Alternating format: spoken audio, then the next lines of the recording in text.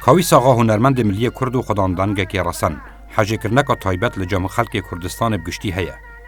ناوی درست احمد جمیل کانبیه لسال 1889 لچوارچل هرکیان جدایک بویه. ده تمن زاروکینی دا دگل مالباتا خو کوچراتی دکر. بله رسال 1915 دست جشوانکاری برده و قصد روانده ذکر. دناف مالن باول آغا و محمد حاجی نوروز آغای دا آکنجی بو و الکوچ کنوانا ستران و حیران دگوتن. لسال 1916 جاگر شر جهانی ایکی و داگیر کرنا رواندز جلای انگلیزی و دگل بنامال حاجی نوروز قصد شقلا وکرو لویر آکنجی بو.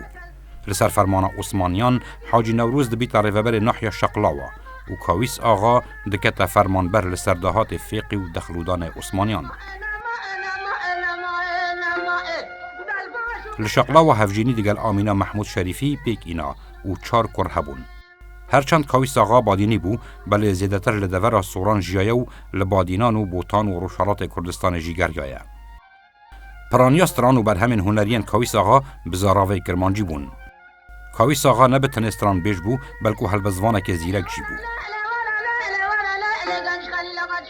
لسال 1930 لباجر موصل دگل کمپانیا بیز نافون واریون ریک کفت بو تومار کرنا ایکم بر هم خو بناوی گنج خلیل.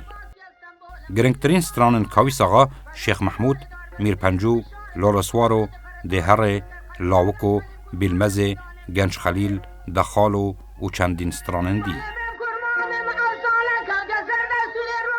جا اگر نخوشیه که لشواتا سال 1936 کاویس آغا گیان خوش دست دو جنازوی لگورستان هرشم لشقلا و حتا و شارتن. پشتی مرنا کاویس آغا به 46 سالان آمینا هفجیناوی لسال 1982 و غراد ماهیه کرد.